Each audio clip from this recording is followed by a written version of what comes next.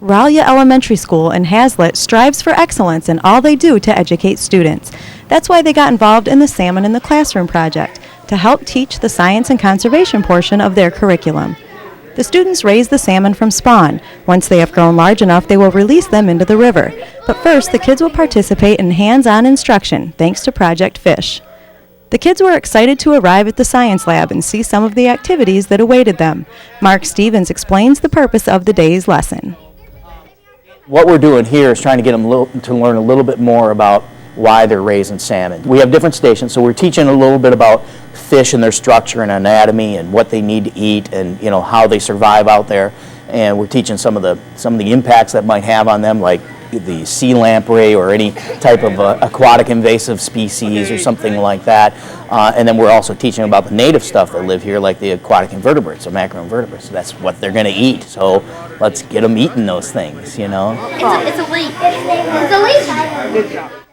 There were 3 stations set up today. The aquatic station showed the difference between what macroinvertebrates can be found in a pond versus in the river. This taught the kids what the salmon will be eating once they are released into the Red Cedar. Salmon in the Classroom is a DNR program. At Ralia Elementary, Project Fish, which is a grant-funded program, has been working in conjunction with Salmon in the Classroom to teach and encourage fishing. Mark Stevens told me more about Project Fish and how it got started. It's a mentor-based sport fishing education program. So we're actually teaching adults to help kids learn to fish. Michigan officially doesn't have an aquatic resource education program, so Project Fish was kind of initiated to fill that niche of not having a state-run aquatic ed program like most of the other states. At 38 or 40 different states have that. The DNR and MUCC and 4-H and Extension actually got together and sent a team of people to Texas to go through the national 4-H sport fishing program, which was started back in 1995. But the partners are what keep it going and provide support to the program. And wherever we go in a community, we try to find partners. Even a children's book author has gotten involved. Mike DiLorenzo has started a series of children's books that teach fishing to kids and their parents. Written a series of children's books about introducing children to fishing and all the various sports that they can participate in the outdoors. And I've started working with Mark Stevens in bringing these programs to the schools and our series to the schools. Each book starts with a story to capture the essence of fishing. Then it goes into instruction for kids and parents on how to get started. There's even a game involving the most common fish you'll catch and a fishing journal to record your catch. Mike stuck around to witness the kids learning about aquatic invasive species, such as the sea lamprey, that pose a threat to a healthy fishery. The students not only got to see a lamprey up close and hold it, but they learned all about how it affects our fishery. So it's killing all the big fish that we want to eat from the Great Lakes. Are these guys actually native to? These are not native to the Great Lakes. After learning all about the sea lamprey, the kids visited the fish part station, where John Hesse was volunteering his time to Project Fish. Well, they're learning about fish parts, their organs, and how similar fish parts are to human parts, and that all the things that we have, fish have as well.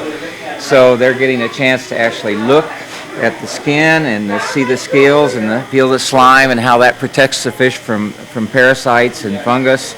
And they learned about the lateral line that runs down the side of the fish that the fish uses for sensing vibrations.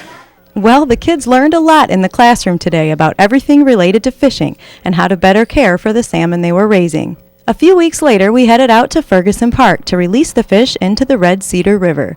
The kids arrived in time to enjoy a nice lunch outdoors on the banks of the river. And before we let the fish go, Lucas Sigler told me his thoughts on the day's events. Me and my class are releasing the salmon we've been keeping charge of. What do you think about that? I think it's really sad for the salmon to go, but it's really exciting that I get to go in the water with really long boots. Trying to get 3rd and 4th graders into adult-sized waders was quite humorous, but with a little help, they were suited up and ready to get in the river and begin releasing the fish. And we need to take care of what we do on the land a lot better so that the water's cleaner. So your job is not over because you're releasing them. It's just beginning. Teaching the stewardship element of fishing is a huge part of what Project Fish does. It's a project that not only provides people the proper steps to take to get outdoors with a line in the water, but it teaches how and why to take care of our natural resources. The first step to releasing the fish is to add a little river water first. This will prevent a shock to the fish's system when they enter the river. Then it's time to say goodbye and wish each salmon well on their journey upstream. The students went in groups until each one had released a salmon into the river. Project Fish conducted other activities in the park today to help get the kids to think fishing. They got to make their own spinners and play fish games to learn more. Ralia Elementary received a grant recently that will allow them to teach fishing in their PE class.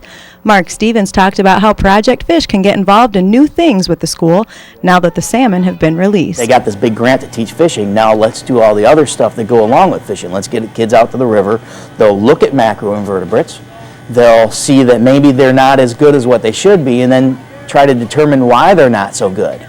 Is it upstream? There's some contaminants, so now they could do maybe a conservation project to reduce contaminants into the water, and make it better for the fish that they're putting out there. The stewardship element is what we try to do, and trying to get these kids to be, understanding exactly what it is that they have to do on their land, or, to be better stewards of their water. So these fish will probably stay in the river for a couple years or so, and then they'll make it out to the big lake, Lake Michigan.